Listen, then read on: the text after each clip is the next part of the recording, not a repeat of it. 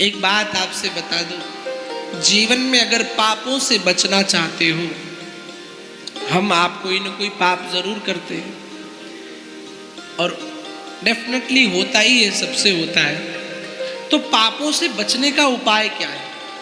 क्योंकि बड़े बड़े पंडित जी मंत्र स्तुति बताते हैं, वो तो हमसे हो नहीं पाएगी। कोई सिंपल सा पापों से बचने का उपाय क्या है? तो कहा अपराधों की पुनरावृत्ति न करना। एक बार जो अपराध हो जाए दोबारा वह अपराध न करना। हमारी मानसिकता क्या है, अब एक बार तो हो ही गया तो दोबारा और कर ले, पर ऐसा नहीं है। अपराधों की जो पुनरावृत्ति नहीं करता है वो पाप के दोष से मुक्त हो जाता है। दूसरा उपाय, पाप होते कब है? जब हम कुछ चीजें गलत करने लग जाते हैं, जैसे गलत वीडियोस का देखना। आप कोशिश करो आपकी फोन गैलरी में अच्छे अच्छे वीडियो होने चाहिए। आप कोशिश करो आपके फोन में ऐसे भजन के, भक्ति के ऐसे वीडियो हो कि ज्यादा लॉक लगाने की जरूरत न पड़े। हाँ, क्योंकि हम जैसा देखते हैं, जैसे पेट को भूख लगती ना, ऐसे इंद्रियों को भी भूख लगती और इंद्रियां भी खाती हैं। इंद्रियां माने आंख, नाक, कान, ये इंद्रियां हैं। इनको भी भोजन चाहिए। कैसा? जैसा देखते हैं ग्रहण करती है। मैंने सीन किया कोई गलत वीडियोस, फिर मेरे मन में वैसा ही इमोशन जागृत होता है, वैसा ही भाव जागृत होता है। तो कोशिश करो कि गलत वीडियोस से बचो। दूसरा, गलत बातों को न सुना जाए। किसी की चुगली, किसी की निंदा न सुना जाए। होती सबकी निंदा है। जब तक इंसान जिंदा है तभी तक निंदा है, जहां मर जाता तब तक निंदा नहीं। निंदा सबकी होती है, पर हमारा धर्म होना चाहिए कि हमें निंदा से बचना चाहिए। पहली बात, कोशिश करो नहीं, और दूसरी बात, सुनो नहीं।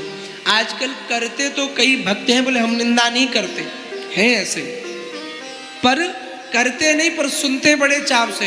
हैं जी, भाभी जी ऐसा कह रही थी, हाँ जी ऐसी बात, बड़े चटकारे ले लेंगे। और बताओ क्या कह रही थी?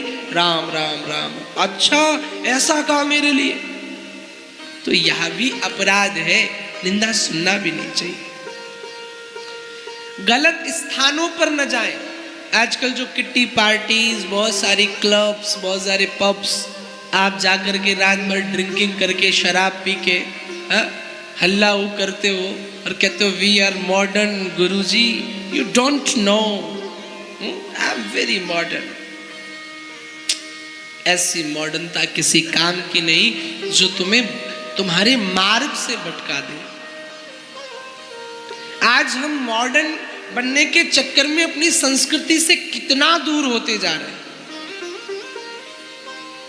जबकि मॉडर्न शब्द का अगर हिंदी ट्रांसलेशन किया जाए तो अर्थ होता है नवीन विचार, नूतन विचार, नए थॉट्स, नई थिंकिंग। और नए नूतन विचार कैसे होते हैं? पवित्र होते हैं, सुंदर विचार होते हैं। भाई जीवन के नए संकल्प कैसे होंगे? आप चाहोगे आपको बीमारी हो जाए? आप चाहोगे हे ठाकुर जी हमारे बच्चे को कैंसर हो जाए? कौन चाहेगा? चाहेगा अच्छा हो।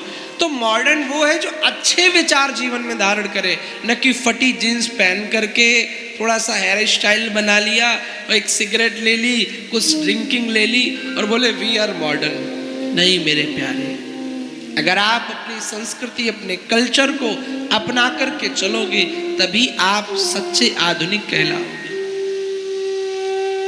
पर आज भारत में बड़ी, यहाँ तो अच्छी बात है कि सब टीका कंठी वाले हैं। जब मैं बड़े शहरों में कथा करता हूँ, मुंबई, बेंगलोर, दिल्ली में, तो जहाँ कथा होती वो क्षेत्र तो पवित्र ही होते हैं, पर कभी कभी हम कथा में घूमने भी निकल जाते हैं कि देखो कैसा वातावरण है। यहाँ पर भी अभी हम जाएंगे घूमने। हाँ, पिछली बार भी नहीं जा पाए थे, पर इस बार चाय के बाग में तो होके आएंगे। तो मैंने देखा कि लोग अपने कल्चर को कैसे बर्बाद कर रहे हैं और कहते हैं हम भारतीय हैं, हम इंडियंस हैं। अरे भारतीय गुण तो कोई अपनाओ। हाँ, साड़ी से लोगों को, जो साड़ी पहन के आ जाए लोगों को लगता है ये पुराना है। लोगों को लगता है बहुत ओल्ड थिंकिंग वाली आ गई कोई। हाँ? ऐसा नहीं है मेरे प्यारे।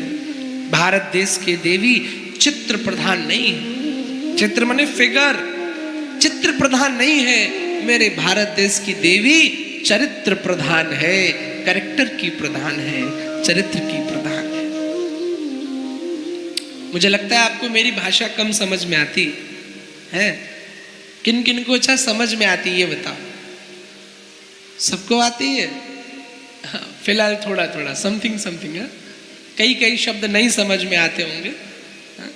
पर कोई बात नहीं, हम आपके रंग में रंग गए हैं तो कुछ दिन बाद आपको भी अपने रंग में रंग लेंगे। हाँ?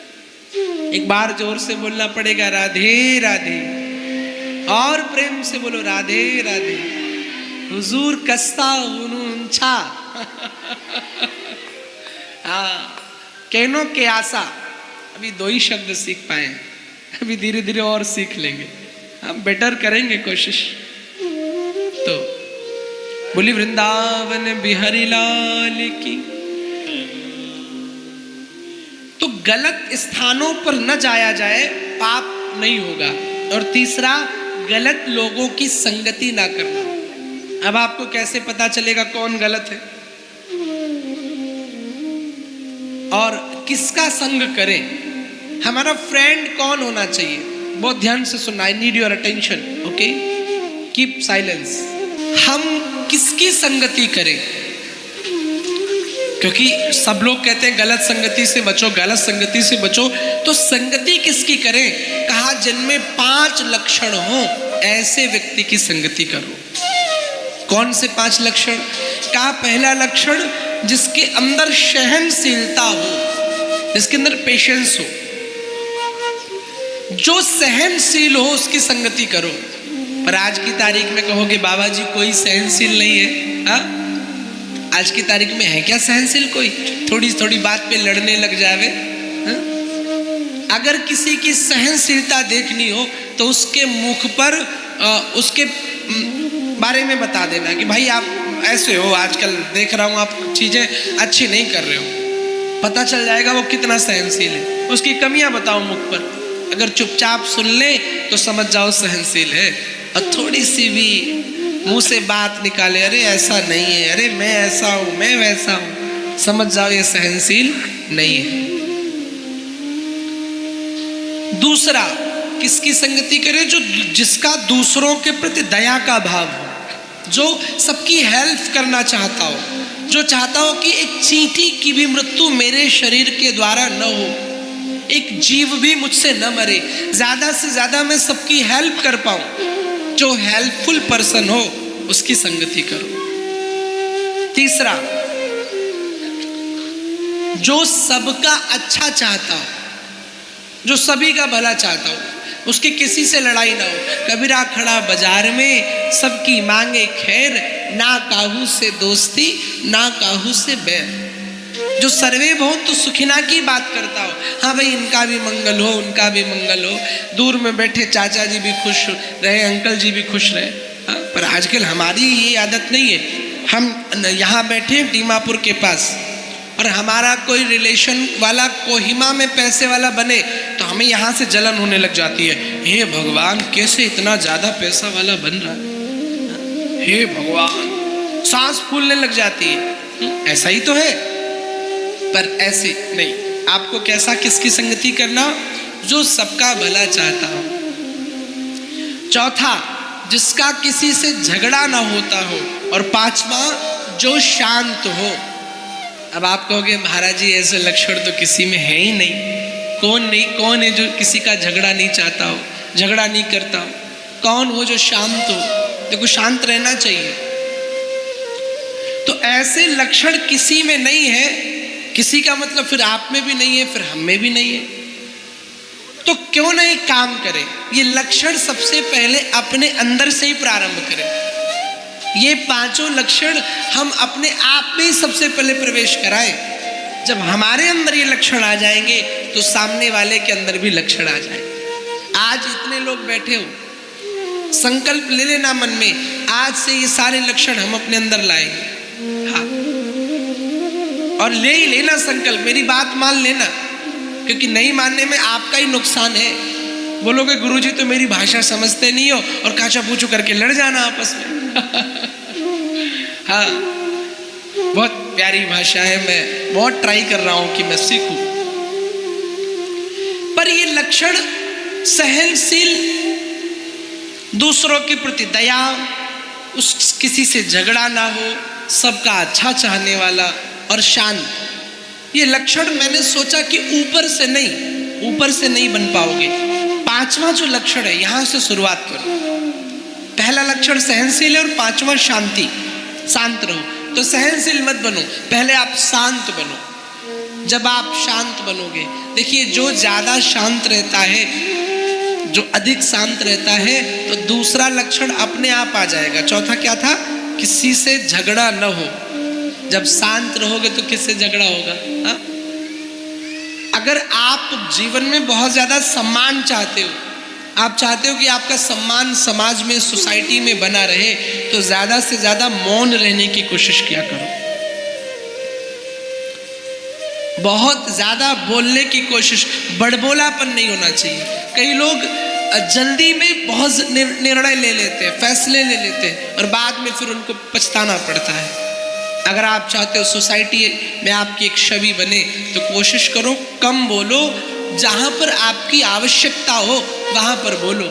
पर हम तो आजकल फ्री में सलाह बांटने में लगे हैं। कोई दो बात कर रहा हूँ, कान पहुँच जाएंगे तुरंत, मेरे लायक कोई ऐसी बात है तो मैं पेट में रुकता नहीं ना वो, क्योंकि है थोड़ी सी आदत है। तो पहले शांत बनो। जब शांत बनोगे जीवन में, तो क्या होगा कि आपके झगड़ा आपका किसी से होगा ही नहीं। और जब झगड़ा नहीं होगा, शत्रु ज्यादा नहीं होंगे, तो तीसरा लक्षण अपने आप आ जाएगा। कौन सा? सबका भला सोचने वाला। अब भैया जिसके झगड़ा नहीं होगा तो सबका भला ही सोचेगा। तो जब सबका भला सोचने की स्वभाव मन में आएगा, तो फिर दूसरा लक्षण अपने आप आ जाएगा। कौन सा? दया, दूसरों के प्रति दया। और जब दया आ जाएगी तो सहनशीलता स्वतः अपने आप धीरे धीरे आपके जीवन में प्रवेश कर जाएगी। तो आज इतने लोग बैठे हो, आज से ट्राई करना। हाँ, आज शाम को जाना शांत। अब शांति का मतलब नहीं बेटा बोले मम्मी चाय दे दो, तो पंडित जी ने बताया कीप साइलेंस। यू नो, मैं गई थी आज कथा में, व्यास जी ने बोला है कि शांत रहना है, तो ऐसा शांत नहीं, बहुत ज्यादा बातें न करना, ठीक है? बोलो जय श्री कृष्ण। तो अगर ये काम आप जीवन में करते हो तो आप पापों से बच सकते हो। गलत संगति ना करना, गलत थॉट्स मन में ना लाना, गलत वीडियोस ना देखना, गलत स्थानों पर, प्लेस पर ना जाना, ये चीजें आप अपना लीजिए।